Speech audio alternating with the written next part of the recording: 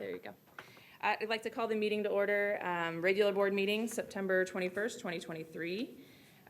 First order of business is our Pledge of Allegiance. Mr. Kelly.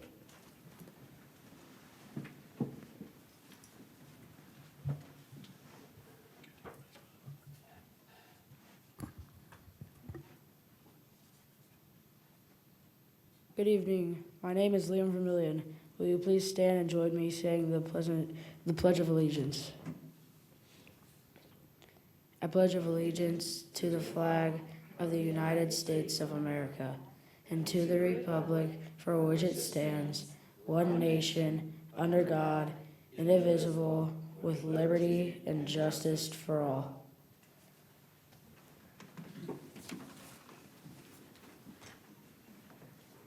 Awesome. Okay, next up is the adoption of the agenda. Do I have a motion? Madam President, I move that we approve the consent agenda as presented. Okay, do I have a second? Actually, I believe it's the agenda. The whole Oh, agenda. the right? The whole agenda, Yes. what I said, consent, sorry, the whole agenda. I'll second. Okay, thank you, Mr. Rustle and Mr. Daniels. All in favor? Aye. Aye. Opposed? No? All right. Next up, do I need to say that now? Yeah. you're good. Passes 4-0. Yeah. So, yeah, okay, thank you. Learning, everyone. Next up is the Shining Star Award. Dr. Arknoff. Thank you, Mrs. Counts. This evening, we would like to ask Valerie Miller to come up to the podium. She's going to share with you a really exciting story about one of our employees and some of the great things that have happened. So Valerie, if you would. Yep. On August 24th, a student was choking on a piece of a corn dog during lunch.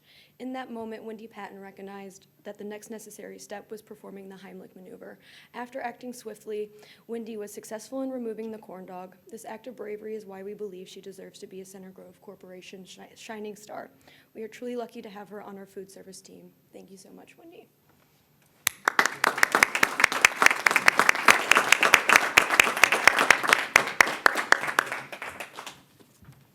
Thank you, Wendy. Absolutely, that's wonderful. We'll have you stand right over here, and we're going to do this. Valerie, you want to get in there too?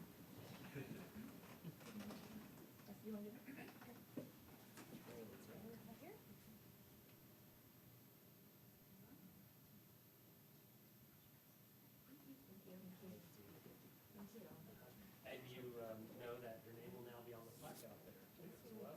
Yeah. Thank you. Well done.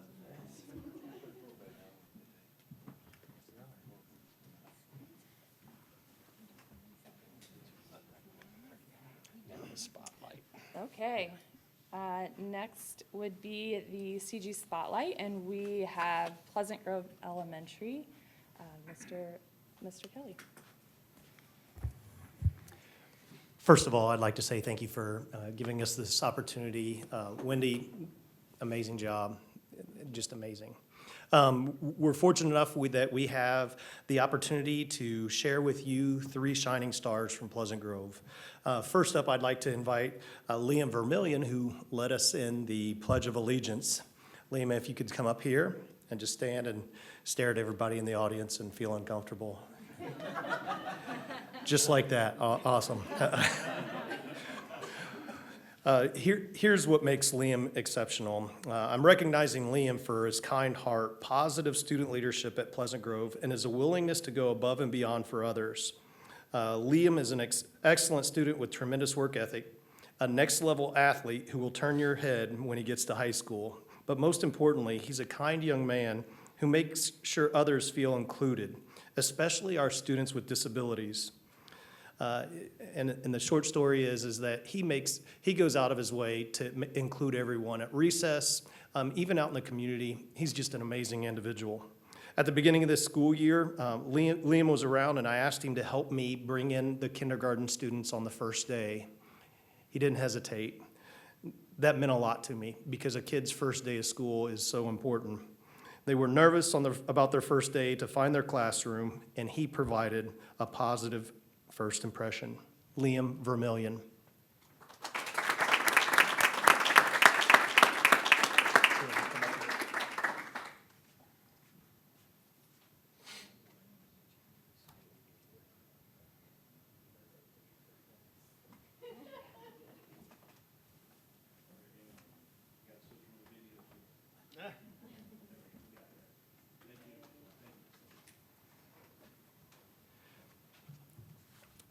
And next, I would like to bring up Stacy Raftery. Stacy is a second grade teacher at Pleasant Grove. She's taught for 17 years in the Center Grove School Corporation, both at Pleasant Grove and Maple Grove. And what makes Stacy exceptional? And here's what I wrote. Stacy is an exceptional teacher who works extremely hard at her trade. She exemplifies the term lifelong learner. As she's always evolving her skills and continually seeks opportunity to learn new methods and instructional strategies. When I think of the word zeal, I think of Stacy's commitment to the teaching profession because she is relentless in her pursuit of advancing her skills each and every year. Stacy Raftery. I'll give you a hug. I know. And next, I'd like to bring up Kathy Frudenstein.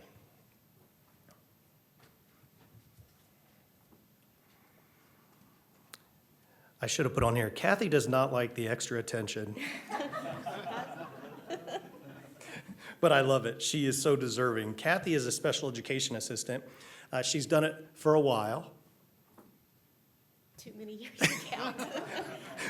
She's been at Pleasant Grove for quite some time. I have 25 years, and she is the heartbeat of the school. She's the Pleasant Grove version of the Swiss Army knife. She is a special education assistant, but means so much more to our school. Kathy is accountable, dependable, responsible, and simply put, great at her job. She has been a constant through the years of change and can always be counted on. Pleasant Grove is blessed to have her on our team, and an example was today we had our fun run, and we had a little girl who we found out quickly she does not like mascots. And, I could see Kathy over there just, taking her in, giving her comfort, holding her hand, and then they were able to enjoy the fun run. So thank you, Kathy, for all you do. You are a blessing to our school. Thank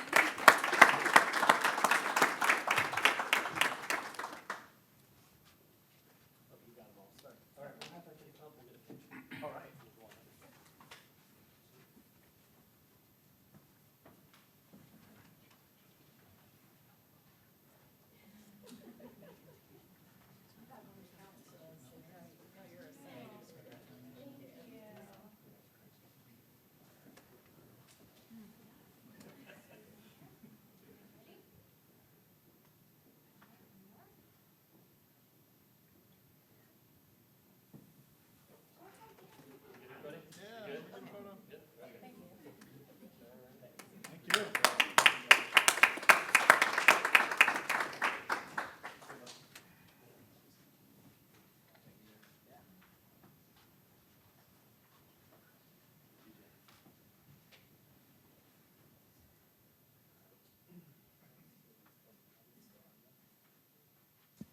All right, so next is public comments, and there are no public comments tonight. So we will go into the consent items. Is there any discussion on the consent items? Madam President, I move that we approve the consent agenda as presented. Great. You've been dying to do that. I will second. Now I can check it off. All right, thank you, Mr. Russell, Mr. Robinson. All in favor? Aye. Aye. Any opposed? That passes 4-0. We might want to mention too, this evening, Mr. Alexander couldn't join us today, so he has a personal matter that he had to take care of, so. Great, so next we're on to 7.1, approved school improvement plans. Dr. Arknoff.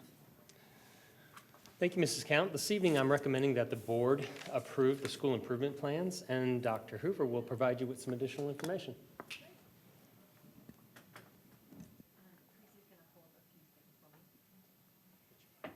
Oh, yeah, thank you. Before we dive into the actual plans, I just want to share a few slides here, because there's a lot that goes into the process in each building. And even though these three plans are really 3-year processes, they have to review them and update data and make adjustments each year to those 3-year goals.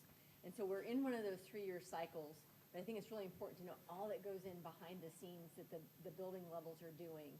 And at the end of the day, it is about goals, but we also know when we're striving very hard to think, goals work when we have systems, because systems are what continue improvement and make them not a fluke, or a flash in the pan, but continue so we can keep progressing. So we're working really hard at the system so that when we get to the place we want to be and we arrive, we can sustain it.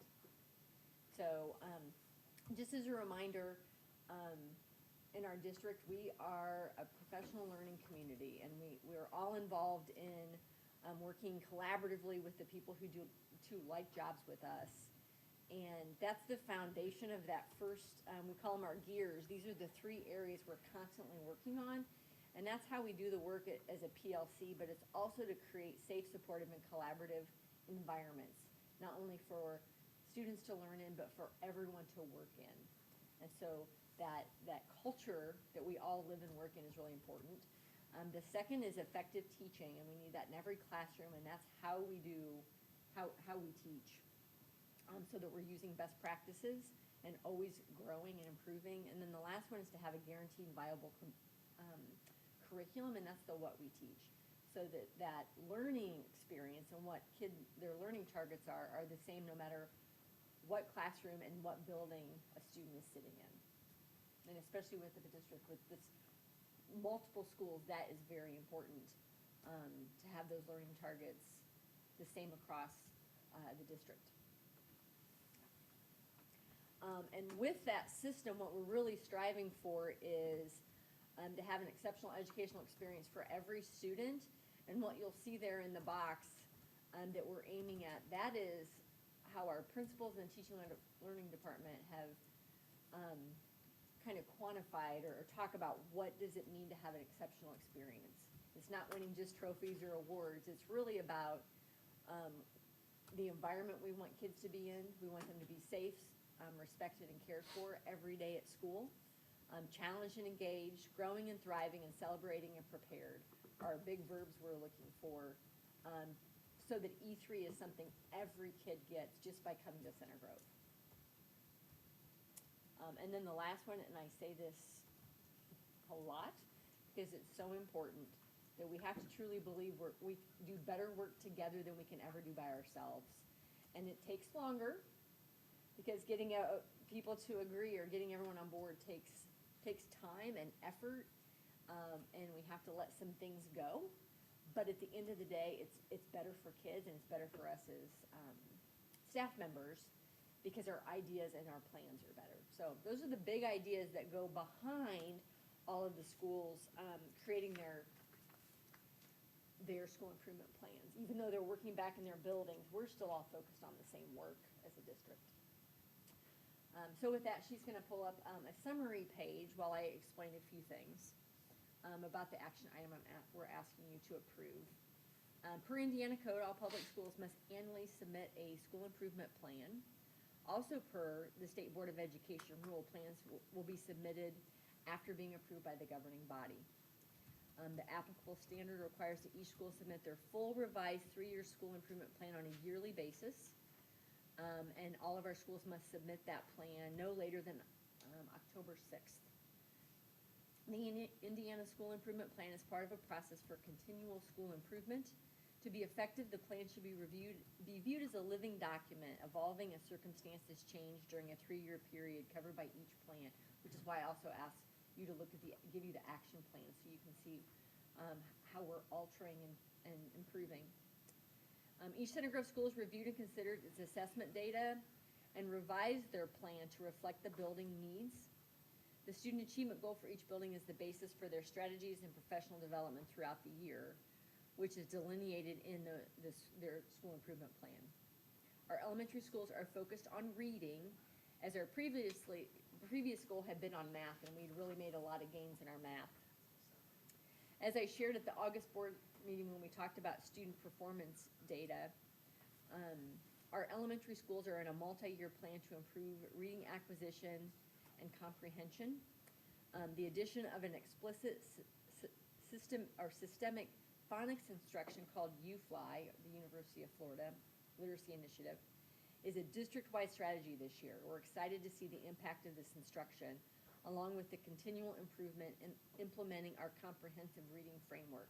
So the UFly is one of the science of reading components that go into that larger reading acquisition. Our secondary schools have goals that include improvement in language and math portions of their state assessments.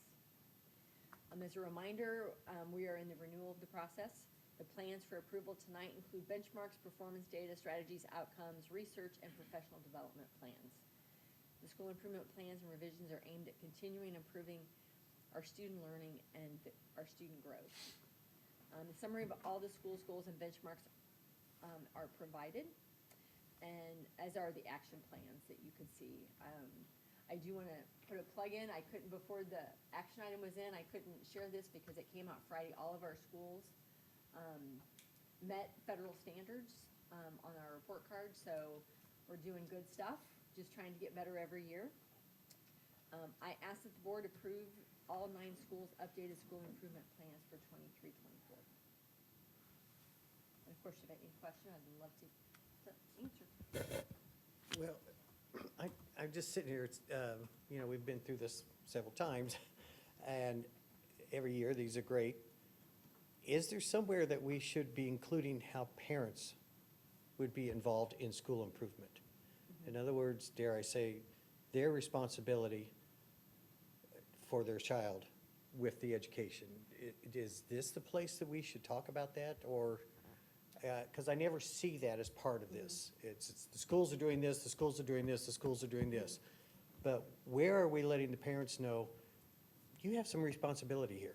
Yeah, a lot of the plans. In an inclusion way. Yeah, a lot of the plans within them have components of parental involvement or things they're going to do. There's a lot of partnership, particularly in our elementaries. Our parents are more involved there, and those are those formative years where they have included not only information, but our PTOs, all the principals will share those at their meetings and ask for some input. And they go through the data so that they can see how our kids are doing and what we're striving for. So I would say on an individual building basis, they use different mechanisms they have to involve parents that way. Hey, Nora, I have a question. On the document, the summary document, I just want to make sure, these might just be clerical misses here. Under Center Grove Elementary, it says 922, is that supposed to be 92.2, I'm assuming? And then, Yeah. you see that? Yeah. Okay, and then on North Grove, it looks like we're missing the percentage. This is just the sign? Yeah, it's just the percentage sign. Under the iRead. It says 3 minus percentage. I assume we did better than 3%. Yeah, we did probably. I'm pretty sure we did. Yeah, so, this document is just for the board, correct? This isn't what we produce or approve. The board's Correct. approving, This is just a summary document, the full ones. the board's approving the action item, the action Yes, plans. yes. Yeah, The summaries to help communicate. We just need to clean that distill up. down what our Yeah. multi-page, about 10 to 15 pages per each building. And so for us to show to the public. So I can fix those before Yeah. they go public, but you're approving the plans, not the summary. Sorry about that. Okay, thank you.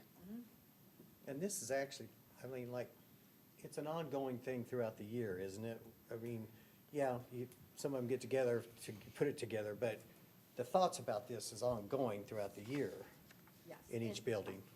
And as I said earlier, being a professional learning community, we just met today with our principals.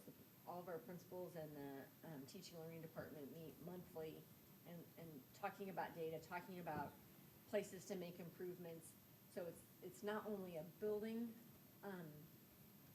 it's not only building work, it's really district work, and we're supporting and going back and forth, and we decide. We call them our big rocks, because you only have so many things you can do, right, in a year. So the biggest things, those are our big rocks, and reading is a big rock that is a multi-year plan. Yeah. And so, we've done a lot of that work with math, and now we're on the reading component, which, is harder to do in elementary when teachers can both, in both things, but. So Dr. Hoover, I appreciate the school improvement action plans and our goals, and it looks like it's increasing either 2 or 3% in I-read, depending on school and depending on grades.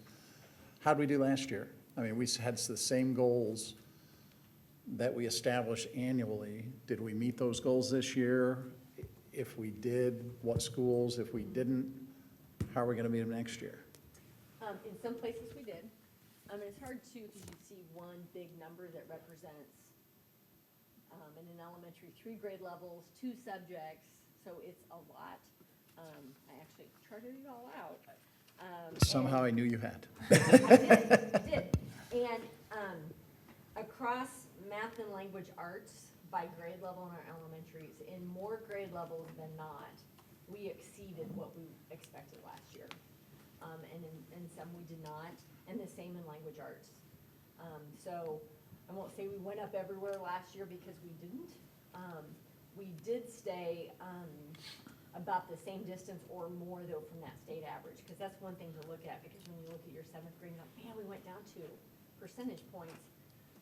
But then when you look at the state, you can tell it was a dip for everyone. There was, something with testing or that year. So we always try to compare to, not only how we do compared to last year with completely different children, right? In Right. the grade level, but how do we compare to the state average? Because we want to keep getting farther and farther stay above ahead. that. Yeah. Or how did, Which is also a good measure. We also look, like I showed in the student performance data review last month, we're always looking at our peer schools, we're always looking at our Johnson County schools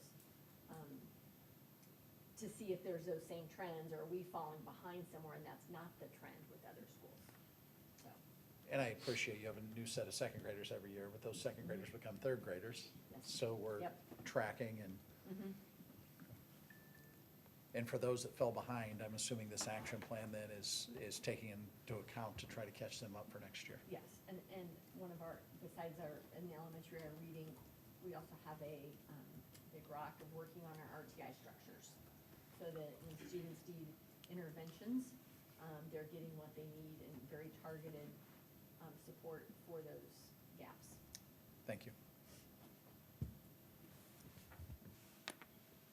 Nothing else? Madam President, I move that we approve the school improvement plans as presented. Okay, thank you. Second. Thank you, Mr. Russell and Mr. Daniels. All in favor? Aye. Any opposed? All right. Thank you, Nora. Appreciate that, and, a lot of good stuff going on there. Super excited for Sugar Grove. That was a big deal, a very, very big deal for Sugar Grove to be named a Blue Ribbon School. We're going to be celebrating them next month, so we're looking forward to that. We have great principals. I wish they could all have gotten that, but Yeah. Sugar Grove is very deserving. They made some big gains Yes. in their supports and student learning. Thanks. Okay, next is 7.2, accept bids for multi-purpose facility. Dr. Arknoff. Thank you. This evening, I'm recommending that the board approve or accept the bids for the multi-purpose facility, and Dr. Long will provide you with some additional information. Thank you. Tonight with us from AECom Hunt is Chad Peters, the senior project manager for us. AECom Hunt and Center Grove received bids for the Center Grove softball and golf facility as designed by Fanning Howie and Associates on January 13th, 2023, and again on August 17th, 2023. And let me explain that we had a bid packet that we felt was came in a little bit unreasonable, so we kind of repackaged it and rebid that. That's why the gap in between and why it's taken us a little bit of time to get it to you. But by repackaging and rebidding number 2, we saved almost $200,000 on the project. So it was a good idea, and I appreciate Hunt and Chad leading that idea and following through. So on July 15th and again on August 18th, CSO and AECom Hunt held D-scope meetings with the low bidders. And based on their review of the D-scope meetings and budget, they recommend we accept the bids from the following companies. And bid pack, I wanted to also tell you, sorry, we had a total of 23 bids for these, so we were very pleased with the number of bids that we had. felt like we had a really nice package and a nice project to get quite a few bids on it. So we were very pleased with the turnout. So on bid pack 1, we recommend approving the SCS Construction Services. They'll do the general trades and site work. The total amount was $1,855,000. On bid pack 3 for electrical and lighting to Maverick Electrical Solutions for a total of $428,902.75. For bid packet number 4, access control and security to Hoosier Security for a total of $67,900. Bid packet number 5 to plumbing to Gordon Plumbing Incorporated for a total amount of $104,112. Bid packet number 6 to mechanical to Irish Mechanical Services, a total amount of $129,000. Bid packet 7, the ductwork by Irish Mechanical Services for $142,000. And bid packet 8, fire protection, also to Irish Mechanical Services for $60,000. So that's our recommendation, and be willing to answer any questions.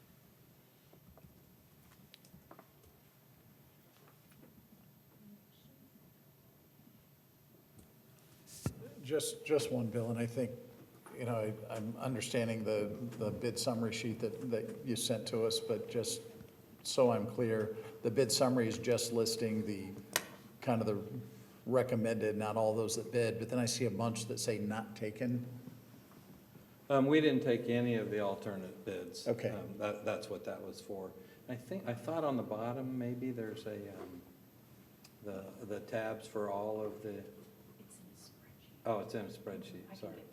We can pull it up if you want. I don't know that it's important, I just. But those are the alternate bids, some Yeah. things that, you know, we were hoping to get in and decided not to take any of them. Okay. That's what my question was more than not taken. Okay. Than anything else, and is this just something that we feel maybe will add over time, or? We think we can, we had priced them out, and Chad had done a lot of work, and we had priced them out to see what it would cost if we were to purchase them, and we wanted to compare that price to what if the contractor would bid on, and we felt like we could still do it cheaper than Okay. including it in their part of the package. So we'll still do them, it just won't be part of the bid. For example, it's like the netting for the Right. hitting facility, you know, for the golf, or for the Seems pretty softball. important. Right, yeah, well, we probably need A little that. But we had priced that out, but we also put it in a bid packet, and we know what our price was, and all the bids that we got were higher than what we could get them for. So it was really kind of a loose equipment. We were hoping we could get it all through the contractors, but loose equipment, we'll figure out, you know, how to do that. By the time they put their markup on their FF&E, then we're in a Right. situation where we can just Sure. go get it direct. Right, Okay. So the money for that is still part of this Right. package, so. Right, we still approve this, have You'll that. still have the money yes, to go buy those things. yes, I'm for saving money. yes, good. Chad, I haven't mentioned Class 89 in a while, so you can see the Class of 89 from Center Grove is standing tall still, right? So, Madam President, I move that Vice President, whatever. You. I move that we accept the bids for the multipurpose facility as presented. Thank you. Do I have a second? I second. Thank you, Mr. Russell and Mr. Robinson. All in favor? Aye. Any opposed? And it passes 4-0. Thank you.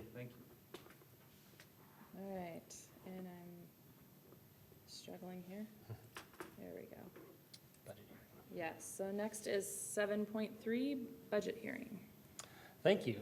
This evening is the hearing on the 2024 budget, and I will turn it over to you, Mrs. Counts, to run the hearing. Okay. This evening's board meeting has been appropriately advertised as a hearing on the 2024 budget, the bus replacement plan, and the capital projects funds plan. I now open this public hearing, and I would like to call on Dr. Taylor to provide an update on the budget. Thank you, Mrs. Counts. Ms. Howard's going to follow along with me here. So we got got quite a few slides to cover here tonight. Want to share some information. First off, the board's not taking any action this evening. This is a requirement that we've published these documents. Go ahead and go to the next slide. We've published these documents. We published those on September 8th into the online gateway system. They're also available on our website, our local website, and the address is listed on the screen. This evening, the board will hear information on the budget hearing and some requirements for the bus replacement plan and the capital projects plan. We do all three hearings at once, and then I'll return in October and ask the board for adoption of the budget, the bus replacement plan, and the capital projects plan. Next slide, please. So we're going to cover really 7 important areas and then one summary slide that kind of tell the story of our budget and and what we're asking for this school year. So the first thing to look at is our enrollment and how it's changed over the years. And you'll see we've seen steady growth. Some years we've seen big pockets of growth. This year was a year where we grew 61 students. That's as of Tuesday. The official count day for this will be October 2nd this year. That is slightly later than in prior years. That's a new requirement from the General Assembly. The budget I'm going to present tonight was built on the number 94, so 60 new students. So we're only off by 1 right now.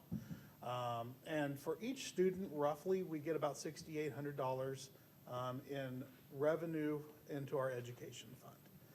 We'll talk about the other funds as we move through here, but this is the really big funding formula that pays our teachers and our instructional staff. Next slide, please. All right, the capital assets plan, this again is a legal requirement, and we publish any capital asset or project that's going to exceed $10,000. And we also like to note that since 2010, we've supplemented revenue in our operations fund with general obligation bonds. We have to do this. We receive roughly 50% in revenue for the budget that we need to spend in our operations fund. And again, that's things like custodians, bus drivers, utilities, and fuel. And so while we need one amount, we get about 50% of that from property taxes. And so to offset that difference, we've sold these GO bonds this year for 2024. Sorry, there's a slight typo there. It's not for the 2023 budget, but for the 2024 budget, the bonds will be $6.1 million. It helps to kind of strengthen that gap between what we receive in revenue and what we need to spend in the budget. And those bond funds support our maintenance department and our technology department. This is a view of how those funds are distributed across the different projects. Again, items exceeding $10,000. So you'll see the line number, the item, if it's funded from the operations fund, how much, and if it's funded from the bonds, how much. And on this first page, we show our maintenance budget.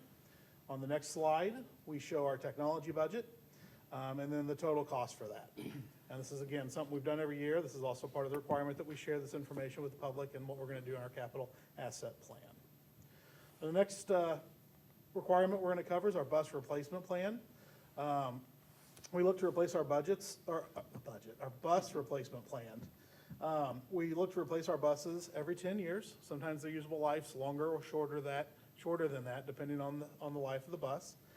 This year, we're recommending a replacement of 8 buses. The corporation currently owns 99. And why might that be a little bit off? It's not exactly 8. Is that we've held on to some buses a year or two that we've maybe been able to keep in service. That 99 number also includes all of our our shorter buses, our moderate-sized buses, our special buses that run different routes, maybe run in between buildings for athletics. And so they're included in that count, but we don't always replace those. They typically have a little bit longer life. Dr. Taylor, that still looks like a plug number, and I think I've asked that every year, but we actually have 99 buses, correct? We do. I don't believe we operate 99 routes. We do keep some buses ready to go and trade them out. And we obviously have buses out for service every day. Right. We have a great mechanical staff that service our buses and does a great job of that. One other limitation here is simply the cost and the growing cost of these buses. Right. They were hit, some of the hardest hit equipment we have since COVID. And so you'll see that increasing cost. And the reality is that some years we can get that 9th bus, some years we can't. And so we always advertise at 8. Where are we selling the buses off? We trade them in, and we put that proceed towards the purchase of its replacement. Yep. All right, thank you. Next slide. So, a couple new slides we wanted to add this year, because this has been a unique year in Indiana finance and school budgeting. We've had a lot of swings, and they're large swings. And so what you see in front of you is a list of new revenue that we received, and I just listed revenue that was over $100,000. So if you add all the numbers up at the top, you're not going to get exactly the number at the bottom, because it includes some things that are lower miscellaneous revenue that just would not fit on the chart. But, you know, we did get some new funding from the state. You'll see what our new the foundation and complexity funding is. You'll see then that we also received about that $6,800 for 60 new students. We really were estimating and hoping to have more like 200 new students this year. Still growing, still great to be a growing school corporation, just didn't hit that 200 number. And so our prior estimate in this area was really 1.3, and we wanted to list that and just let folks know. Received some additional funding for additional students classified as with special education and with vocational education. And so both of those have gone up, but so have their populations. Some of that money will go directly into staffing to support students, or will go to a C9 vocational school to help to provide educational opportunities that we maybe don't have here on our local campus. The honors grant went up, and this is an interesting one. Prior, we've only received honors grant revenue for students who receive an academic honors diploma. And this year, we have an opportunity to also receive compensation, or receive additional revenue for students who pursue and pass a dual credit course, who get an Indiana College Core 30 when they graduate, and a few other things. There's like 5 different factors. I won't go into each one of them now, but it's a good opportunity. We are a high-performance school district. This is a great thing for us. We're happy to do that. We're happy to receive this revenue. It will really help continue to fund those exceptional experiences. Something the board took action on and has done is, as we've talked about, with the bigger need in our operations fund than what revenue will support, we've had to look at items in our operational fund that we could support out of debt service. We talked about the maintenance and transportation. We've been doing that since 2010. The board has approved some debt to be issued, and we issued that in the spring for school bus replacement. And so to help with some of that school bus replacement cost, we're gonna actually pay those out of debt service moving forward. It's not the entire amount, but it's a good start. And that was money that then was available. It's not really new revenue, but it's an expense we did not have to make out of the operations fund. It's a good time to have a little bit of a cash balance. We do maintain about an 8% cash balance. And when the interest rates are going up, it's a good time to do that. So we've increased our interest projections for next year. Still feel like and hope this is a little conservative, but it's reflective of what we've really received in the last 3 months here at the school corporation. And so the amount, and then we projected it out over a 12-month period. Finally, there's something that exists in our state called a maximum levy growth quotient, and this is a rule from the state that says you may not collect more than this number from your local taxpayers. And this was going to be a year for Center Grove schools where we could actually collect more than that rule applied. And the reason was that we were growing faster than the state. That rule got changed during the last legislative session, and they said, nope, everybody in the state's going to have a cap, even school corporations that are growing at a faster rate. And so we really were projecting closer to 1.2 million in this area, and you'll see it came out at 500,000. So Pause there for questions. I see some. from what I'm seeing here then, with the fewer students, about 960,000 less in revenue, and Yep. from the MLGQ growth, about another 650,000 less in revenue. Yeah. Yep. So 1.4. I got 1.6, but I'm not gonna fight I you over rounded that. down. I just took the first number. Well, you got a lot of things that aren't on here too. I So, do, yeah. A lot of That money. is correct. That's, and, you know, we found those things out. Some of this we knew about in July. We knew it was coming. But the new student count, we found out about 3 weeks ago. And so we changed some of our expenditures to match this, and you'll see that as we move forward into a balanced budget. But it reduced the number of teachers we were gonna hire this year. But really, in the operations fund, that was a tough hit, because that's a fund that has been underperforming in revenue for years. And we were really looking forward to getting that advantage of catching it up, and it's not available. Thanks. So, and this was the positive slide. I was gonna say, not good news, but No, it's good. It's still good. But if you, it's just keep that 6.38 in your mind. And let's go to the next slide. And this is major swings in revenue that went down. Obviously, some of those went down because we projected them to be higher, but these are actual numbers that went down. Property tax caps can continue to be a growing and more significant issue for our corporation. They have now tripled in the last 2 years. And I'm going to show you a chart here in a moment that kind of shows that growth. But it is becoming a hard-to-manage necessary reality. And the reason the caps come up is that we have a lot of other taxing entities that also need growth. Their equipment, their staff are all costing more. They need to ask our taxpayers for more. Our costs are going up. Our towns and our cities are grabbing assessed value in the form of TIF districts, and they are setting that aside so that they can grow and develop the communities. But all of that comes at a loss from somewhere. And for us, that amount for 2024 is really estimated to be closer to 2.4 million as an increase. We're going to set aside 1.8 million, and we're going to do some other things that aren't listed on this slide to kind of come up. If that estimate comes in, we will manage it. To be honest, to grow our budget and our losses in this area, 1.8 million was already a pretty heavy lift.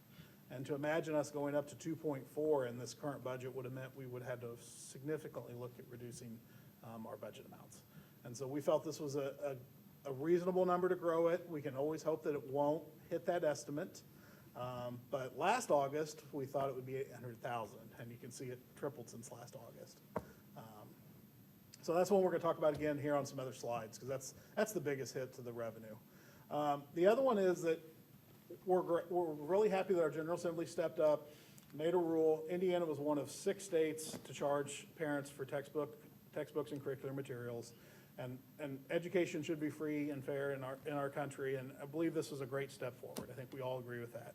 However, the method in which the state allocated funds available for textbooks really underfunded our need. So we anticipate we'll roughly receive about $150 per student for textbook rental. But unfortunately, the average cost at Center Grove Schools is closer to $300 per student. And so that was a pretty big underfunded mandate coming down from the General Assembly. We're glad to have some funding. We will receive that money. But it really forced us to set aside $850,000 so that we don't have to change the exceptional programs we're offering. We don't have to ask our teachers to do without or to cut. They can continue to teach with high-quality curricular materials that they've worked hard to adopt and use in their everyday, in their classrooms. And so we feel like this is a good number. We hope it can reduce over the years as we find new ways to adopt or not adopt or extend contracts. Dr. Hoover and her team are already looking at this for next year. That hopefully is a number that will reduce as we move forward, but we had to put something aside to make sure we can continue to provide the great exceptional educational experience every day. Anything you want to add there while I'm on it? Next bullet point, anytime the tax caps change or the portion of tax revenue changes, the excise tax and local income tax also change. And so if we get a loss up above in that first tax cap line, it's going to impact those other taxes. And so that was about $200,000 that was lost in our operations fund. And then finally, not really a big loss in revenue, but Central 9 is experiencing the same issues we are. They had to ask for some more money. They see their costs going up. This is about an 11% increase in our cost for Central 9.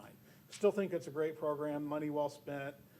We're already working with them on their budget for 25 to try to get ahead of, make sure we don't see something like this again, to make sure we're being good team players, but we needed to show that in there. And so when we add all those big swings up and the positive and the negative, we went up 6.3, but we went right back down about $3 million. Any questions? I know I covered a lot of topics there in those slides. Seeing none, we'll move to the next one, which is a slide we have done in the past, and it's just other major changes in the budget. We did not hire or change any new administrative positions. We did add 9 classroom teachers to still meet the need. A lot of those are specialized teachers and not as many homeroom teachers, again, because enrollment didn't grow as much. Didn't have to add as many homeroom teachers as we did in special areas. 3 support staff classroom assistants, and then 2 bus drivers, again, to help the managing growth and keep our routes at a reasonable time length. We are pleased. Our health plan is really performing very well. We are close that even with the minor increase that we're recommending in this budget, we will be able to hit our revenue goal for cash balance in that account, to make sure it can stay self-funded. We are self-funded insurance, and this will allow us to continue performing at the highest levels. And it's a very minor and moderate increase. For most employees, this is going to be $1 a pay. And so we're pleased to be able to hold that really as low as possible. And the corporation contributes quite a bit to that account as well. The next two, though, are growing, as we all know. Your utility bills and your gasoline costs are going up at home, and they are going up for the corporation. And you'll see we did a 13% increase in our utility accounts for this year. And our gasoline, actually, it needed to go about $200,000, which is about a third of where it was in prior years. And we think those are reasonable. We watch projections in those markets. Obviously, if they go down, that's great. It's just more cash available, but we had to be realistic. And these are actuals that we spent in '22, projected out to '24. And then finally, just a reminder that we had to set aside, any of that new revenue had to be set aside for that, what is in essence lost revenue to the tax cap losses. So let's take a look at a chart on tax cap losses, and just want to show you how this has grown since it really came about in 2009-10. And you'll see for Center Grove, it really kind of just was pretty steady, subtle growth. We could manage it. You know, we're talking about a budget that's about $20 million. And so when it was 100,000, it wasn't that bad. But now it's getting up, and it's projected to be 4.5 million. And remember, while it's a budget of 20 million, we really only received 13 million. And so that 4.5 is a really big hit on the actual revenue we collect in property taxes. And you'll see that the scariest last three bullet points are the scariest. It has tripled now.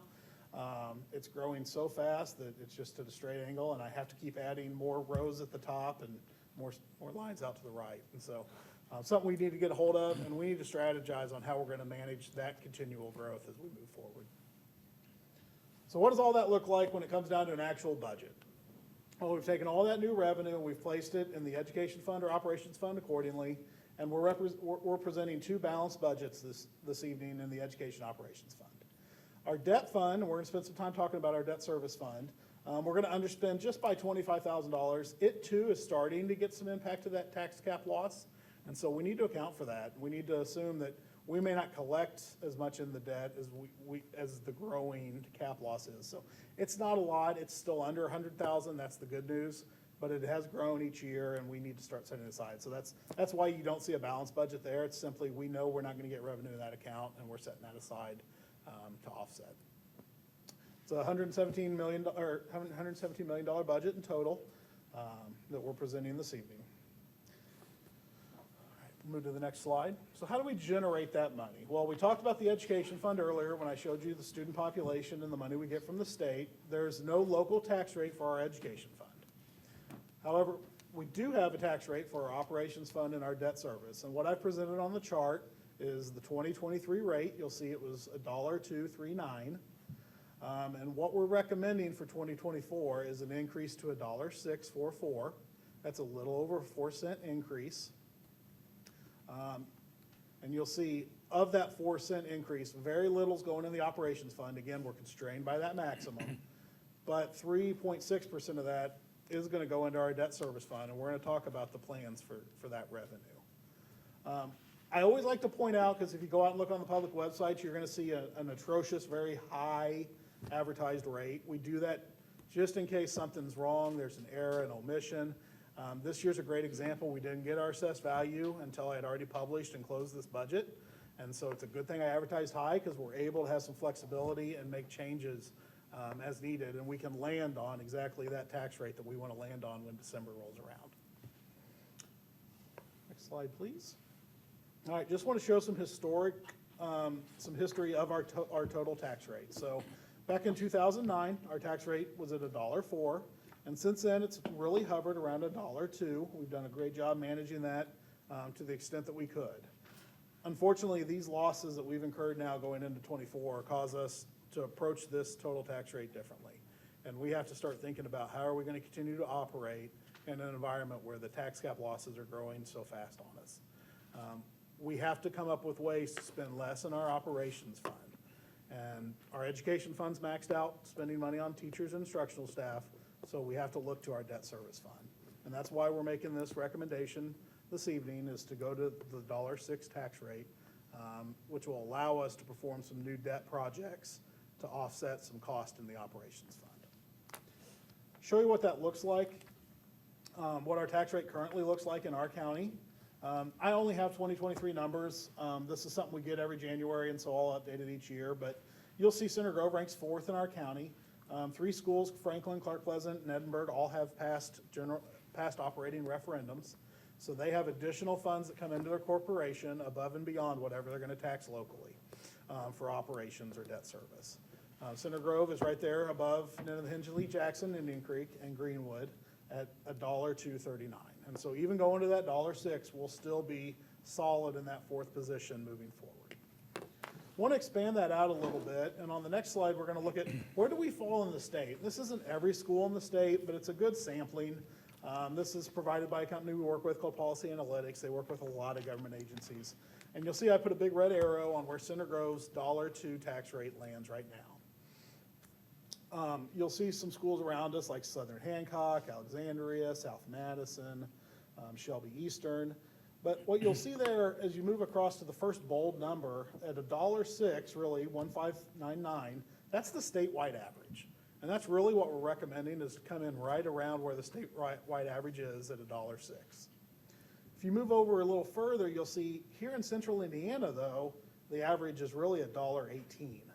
And so we'll still be well below what the central Indiana average is.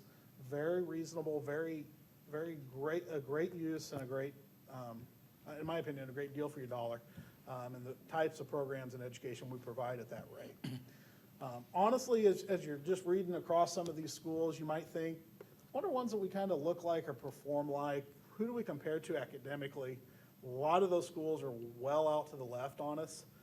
A lot of the schools in the suburbs surrounding Indianapolis and Fort Wayne are listed in there. Still come in at a very reasonable rate, even with this 4-cent increase.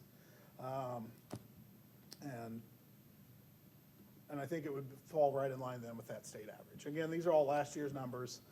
They will all change and fluctuate as we move into the upcoming year. Let's bring that back locally on the next slide, and we'll talk about what does that look like for a homeowner here in Center Grove.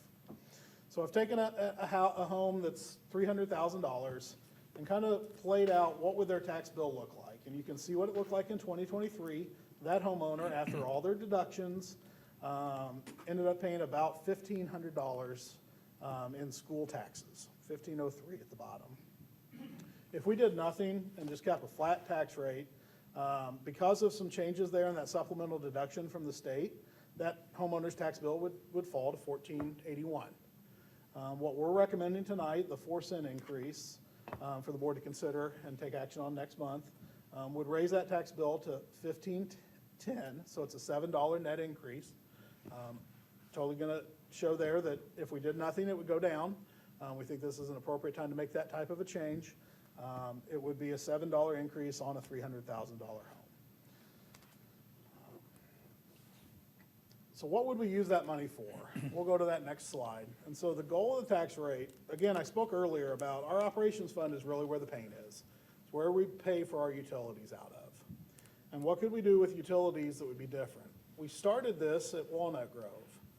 We put in a solar array at Walnut Grove to offset its utility cost. And we brought that building online, and we're operating it very efficiently. Dr. Long has been approached, and we have advertised an RFP for an energy savings project. It's a guaranteed energy savings project. Other schools have gone down this path before. Other schools are getting great returns from this. Typically in an energy savings project, you would take the savings that you receive from lower energy bills and you would pay off that debt for the solar array or whatever it is, the efficient item that you put in. What we're proposing in this budget is that we pay that off from our debt service account. And so if this budget is successfully passed in October, we would bring back to the board early in 2024 a project that would include geothermal HVAC system and some solar energy. It would be at multiple sites throughout the corporation. We anticipate it being just below about $20 million. But the key is the annual estimated savings in that operations fund would be about $1 million beginning in 2025. And those are guaranteed energy savings from the company. That's how this project works. And it's a state-ran and organized project. The state, if they fall short of providing those energy savings, they have to come up and write us a check. And so we will get that back. We're going to provide some more details of this. Again, as I said, Dr. Long advertised this RFP. He's going to bring that back for consideration for the board in October. A lot more details at that time on what this project could look like, but we wanted to share because it's a big component as we created the 2024 budget. Anything I left out there, Dr. Long, that you wanted to add? Okay, thank you. All right, 2 more slides.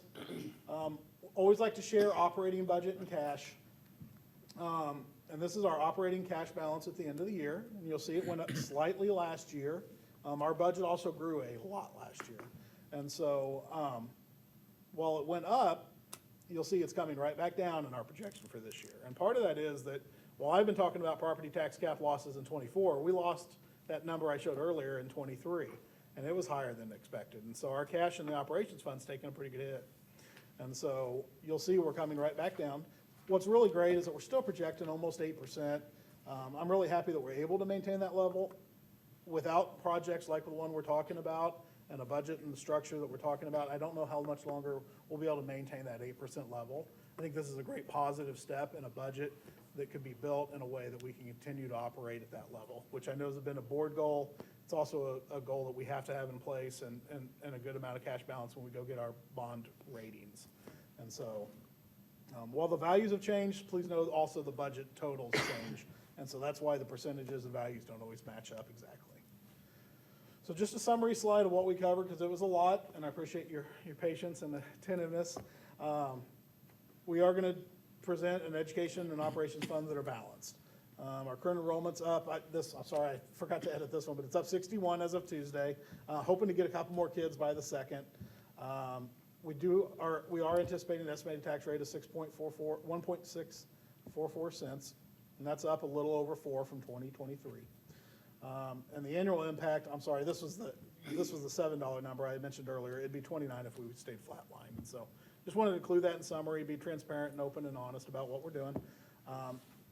Speaking of transparency, on the very last slide, we like to put all these details out there. So if you want to know more about the education fund, the operations fund, a lot of things that I talked way too much and way too fast about this evening, you can dig in here. You're welcome to reach out to me. Ms. Conrad does a great job managing this website and making it look great for the community. It's easy to digest. We're happy to answer questions this evening as part of the hearing, but also in the upcoming weeks as our community has questions.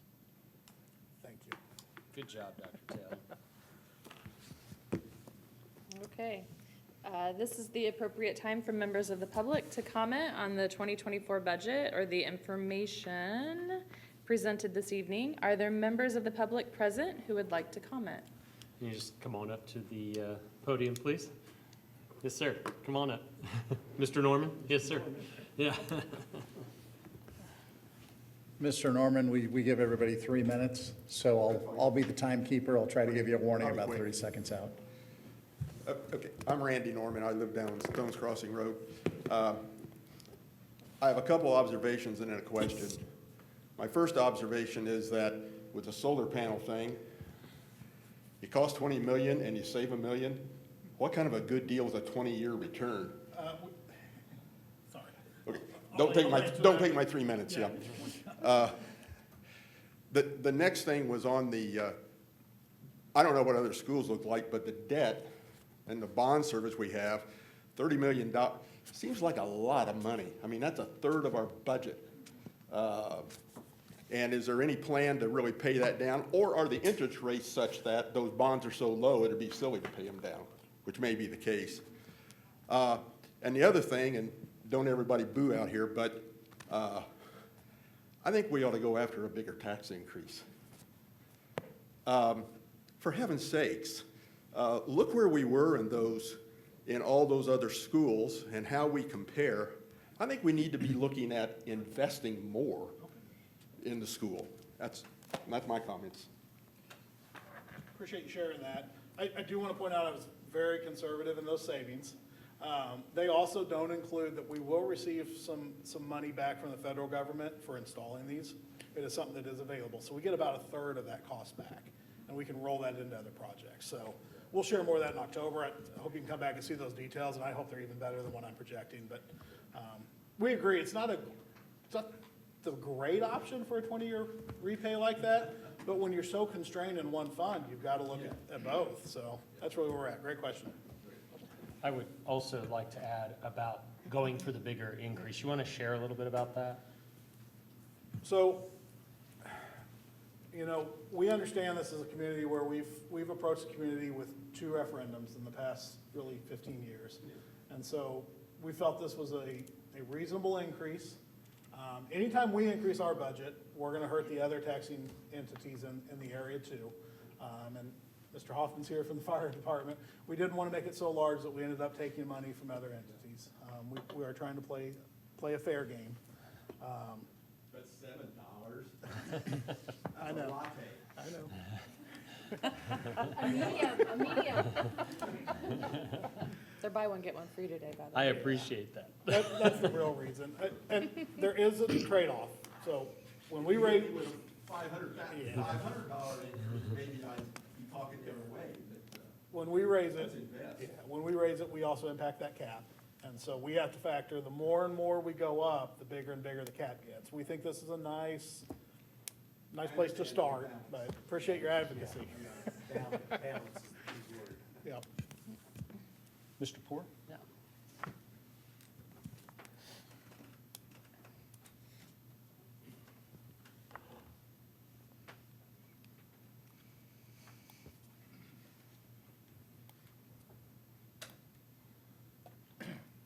Hi, I'm Keith, Keith Poor. I'm just a taxpayer and a supporter of Center Grove.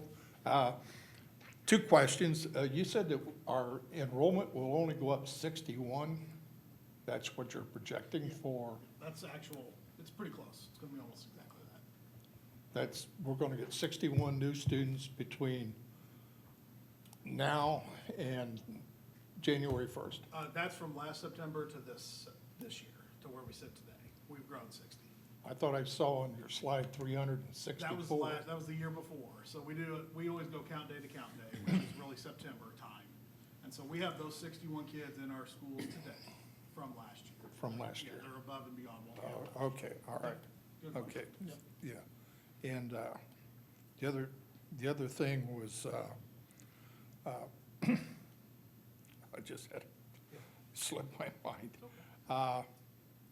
But I agree with Mr. Norman that debt service fund is getting more and more every year. And we now are using the debt service fund to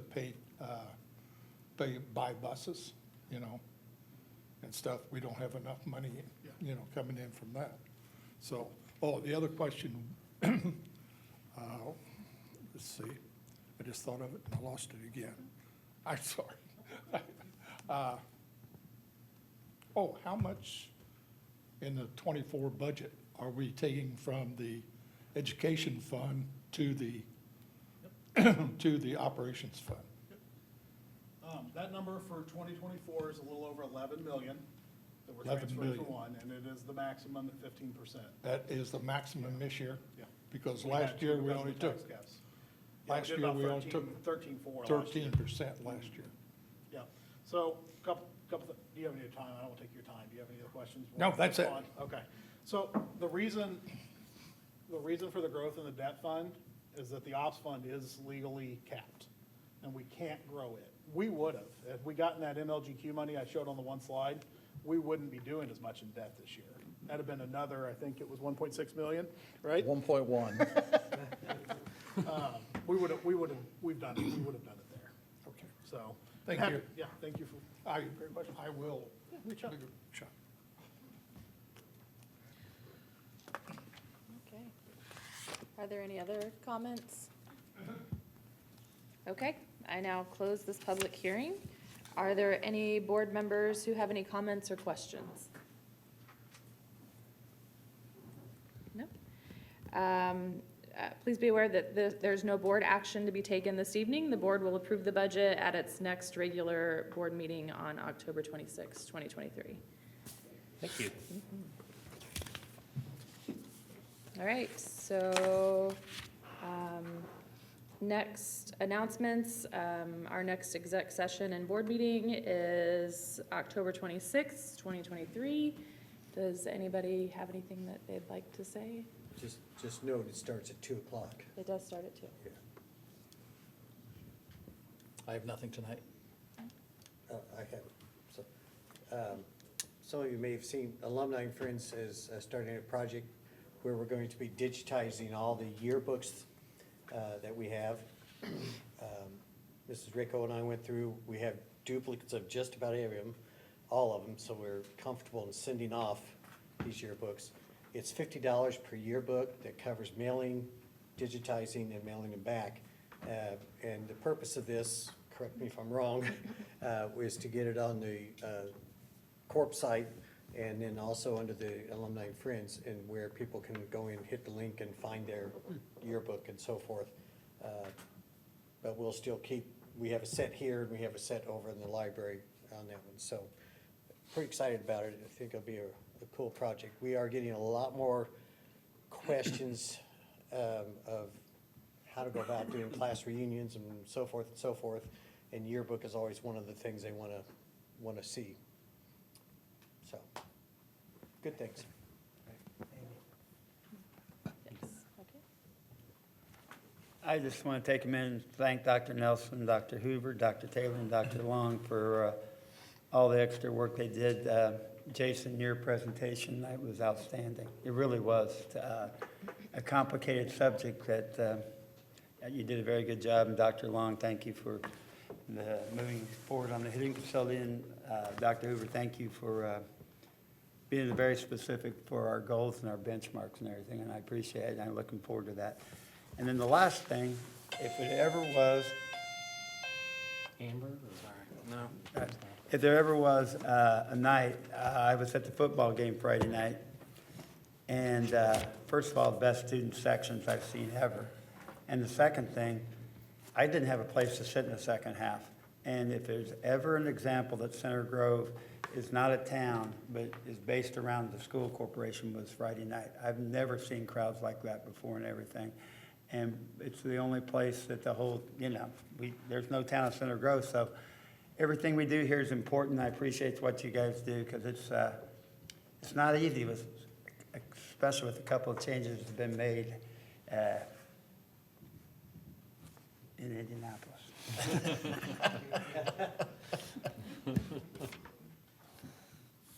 I agree, and this softball mama's heart is really excited for that hitting facility. There you so, go.